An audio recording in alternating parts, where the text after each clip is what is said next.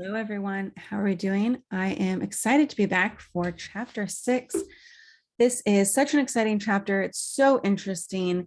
If you are ever curious about why people do the things they do, why a consumer would make a certain decision that they do, why you made a certain purchasing decision you made, this chapter is what really gets into sort of the psychology behind consumer decisions. We are going to walk through a few different videos for this chapter, split it up into different topics so that we can sort of simplify and you can go back to study a little bit easier. So this first video we are talking about for chapter 6 is on the consumer decision-making process.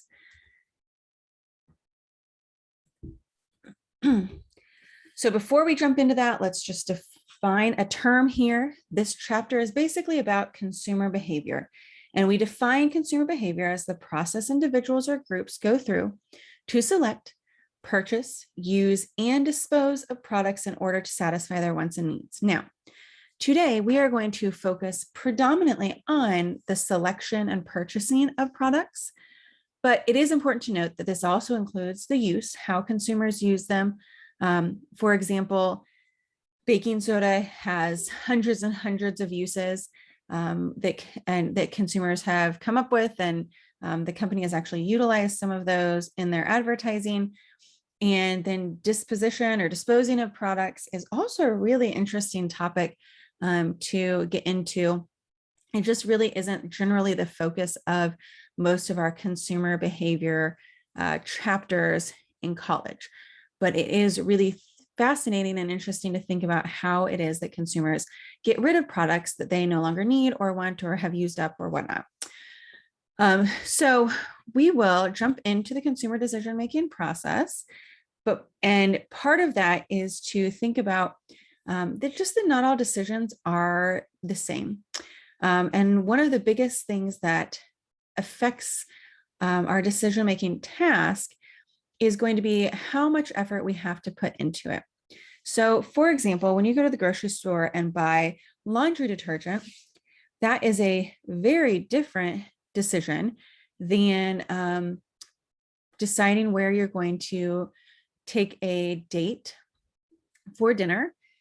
And those two are also very different decisions than purchasing a car.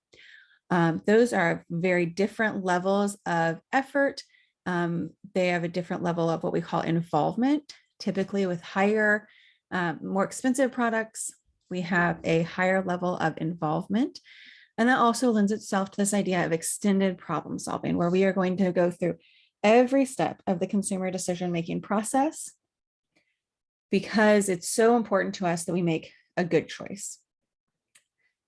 Limited problem solving is more like choosing a restaurant for a date. There's going to be some thought put into it, some effort put into it. There may be some evaluation of different options, but what is not nearly as in-depth, there's not nearly as much research as if you were purchasing a car. And then habitual problem solving, this is where we already know what we're going to purchase, oftentimes because it's already a habit. Or a lot of times that we talk about habitual problem solving in terms of something called heuristics, that we are able to use kind of a rule of thumb to make a choice. So in my laundry detergent example, research shows that most of the time, college students purchase whatever laundry detergent their mom used. They don't really think about it. There's not a lot of debating between brands or prices or scents even. Most college students just tend to buy whichever detergent that their mom bought. This could also be the same for where you typically go get coffee or other types of decisions where you don't really need to use a lot of critical thinking or mental effort to figure out what you're going to buy. Another popular heuristic would probably be there's a heuristic sort of to purchase things that are made locally. Sometimes that is truly local. Sometimes that is kind of the idea of made in the USA types of products. A lot of times companies will actually advertise that because they know that when given a choice between two different options, a lot of consumers will pick the one that says made in the USA because they want to support the American economy. And then finally, another heuristic that we might use in this type of problem solving would be price, just picking the one that has the lowest price.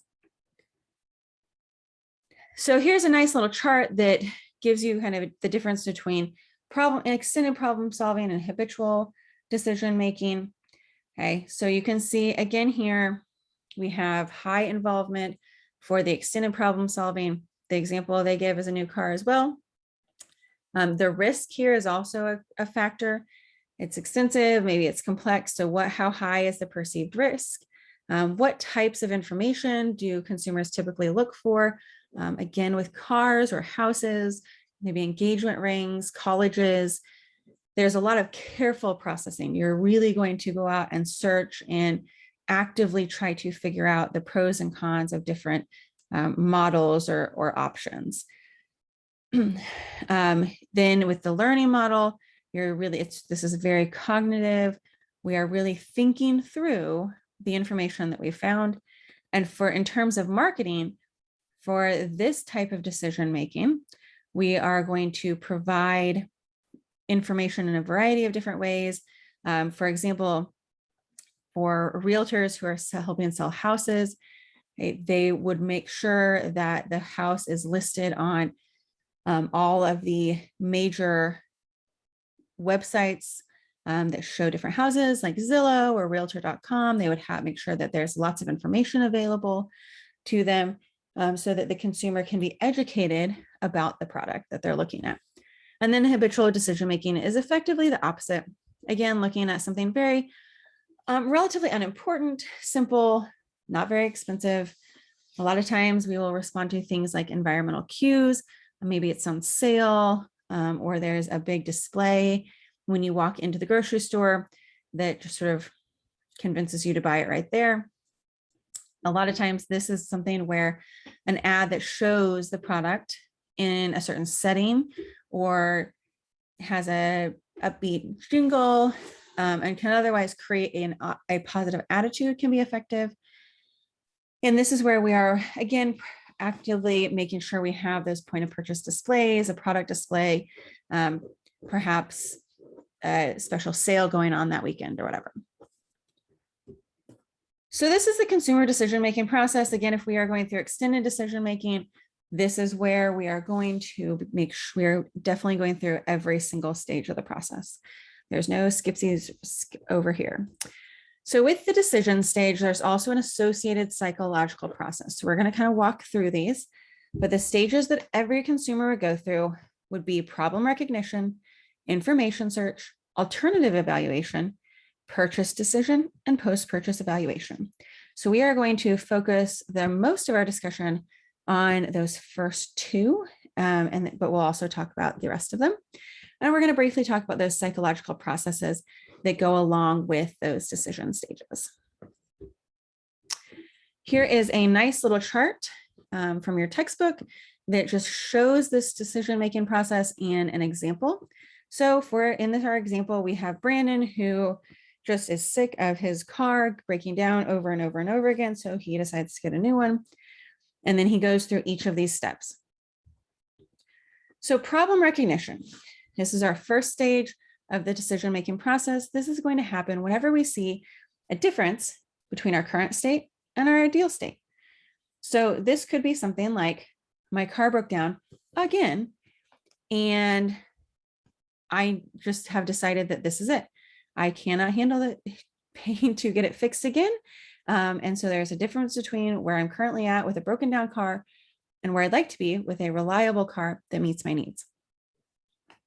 Okay. This could be, I ran out of laundry detergent, so I need to go buy new laundry detergent. It could be, I just got engaged or had some other life transition.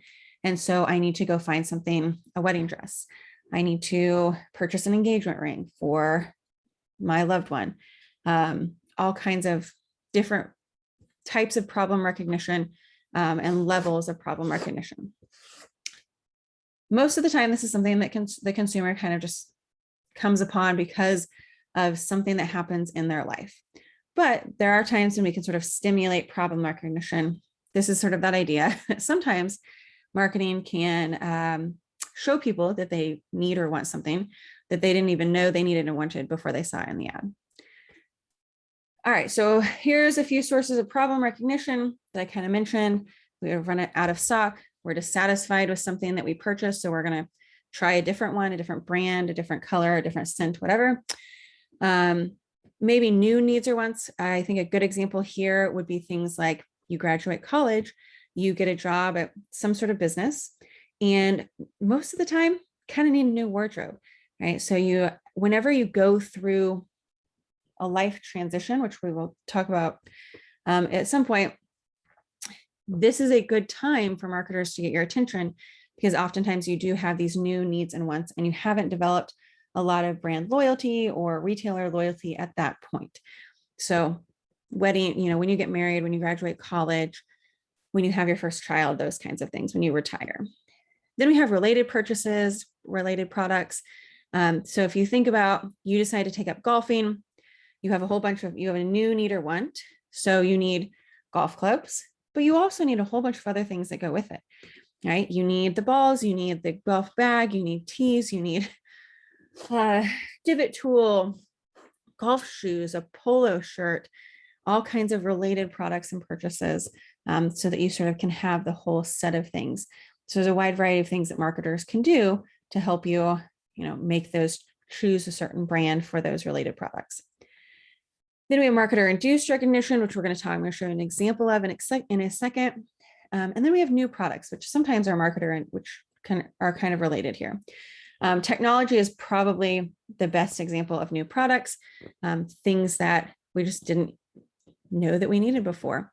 And all of a sudden we have smartphones that can do almost anything. Okay. All right. So I just like this example of marketer-induced problem recognition. Is there anyone out there that really needs temporary hair dye, or even sort of permanent hair dye that is red? It's probably not an actual need in someone's life, but it might be something that especially a kid or a teenager might see in an ad and think, gosh, I really should have a bright red mohawk. So our next step is our information search. So now we know that we need something. So we need to figure out what is it that will bring our current state into that desired state. Okay. So this is where we just need additional information in order to make a decision. So the first thing consumers will do is search their own memory of experiences that they've had before. So for example, if you had a car brand that you really liked, then you would tend to search your memory and say that was a great brand. I might want to consider that. Or maybe you had a brand that just you really had problems with, and so you just decided that that would just not be an option for you. So let's just go through an example. So when we moved here, we didn't have as many children, and we had to buy a new vehicle when I was going to have our fourth and fifth child.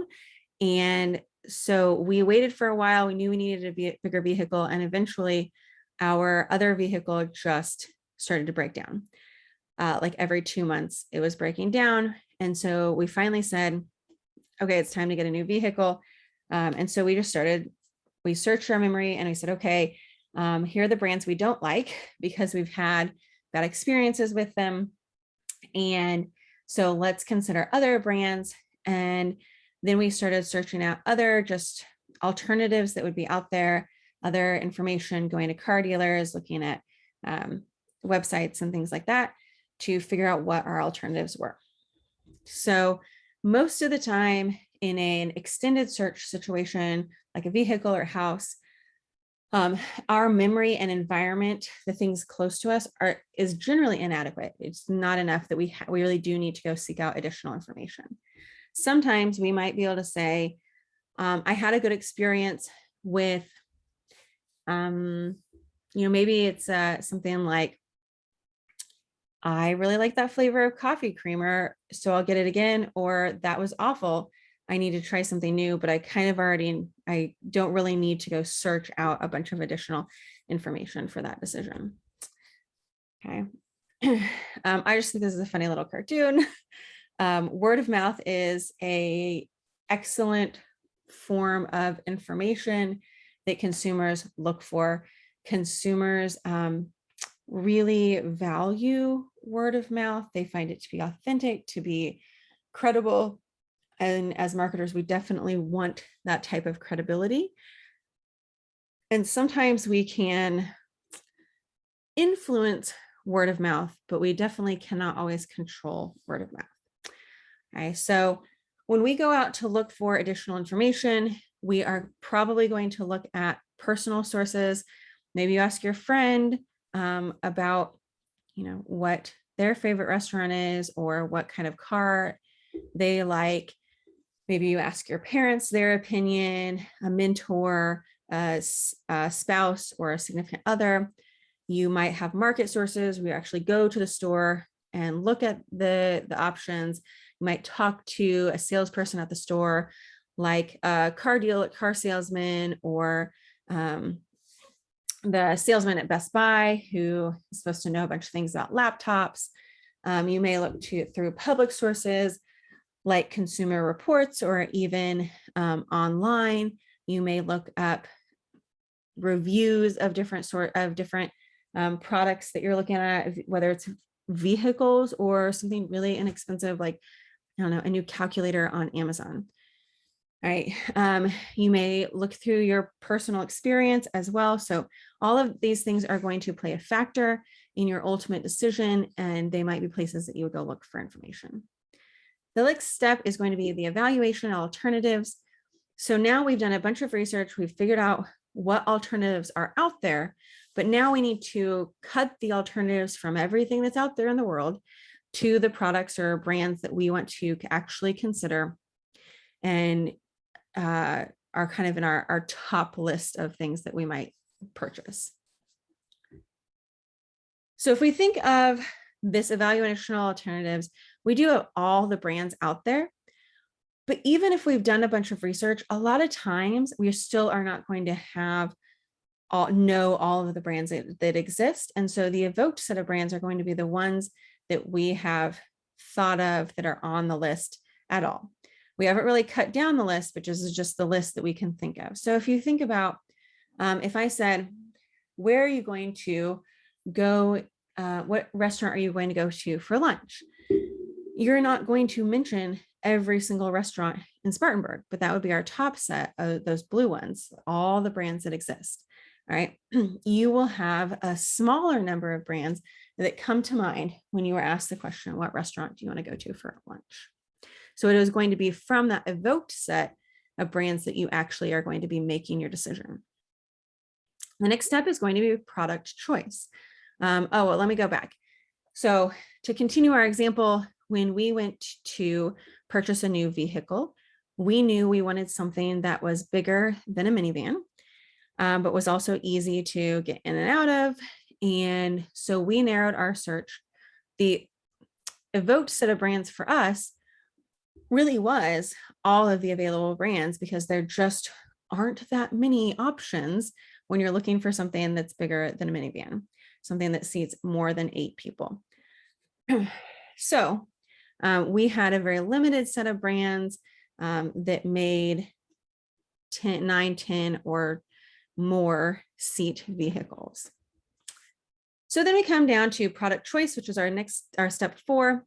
Here I talked about heuristics at the beginning, right? Those rules of thumb that I already talked about: price, low price, also the idea that price and quality are equal. So a higher priced item would infer higher quality and vice versa.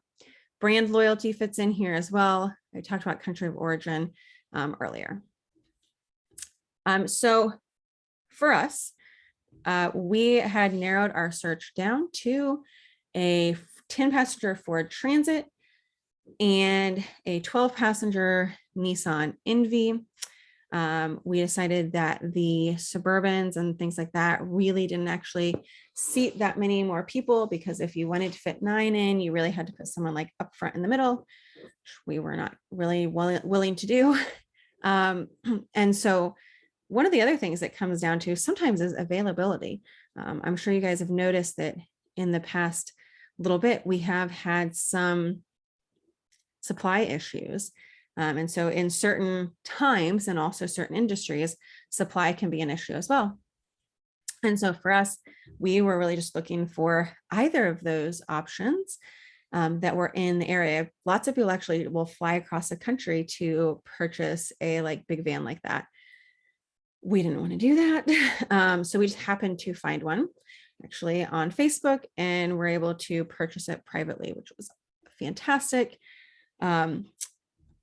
And so then we get to post-purchase evaluation, which is our last step. And that's where you're just trying to figure out, are you satisfied with the purchase or not?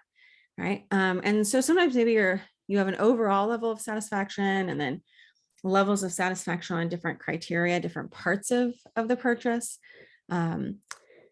A lot of times this is going to be influenced on your expectations. So if you have accurate expectations, then, that's going to help you be satisfied. So there would be, let's say you purchase clothing at somewhere like Forever 21 or H&M. It is trendy clothing that is relatively inexpensive, so you don't really expect it to last forever.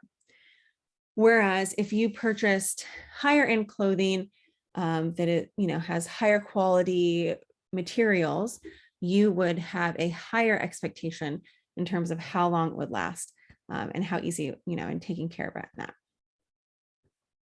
And then marketing communications can come into handy here, be really critical to help make sure that consumers have an accurate expectation for the product. And then finally, cognitive dissonance is common.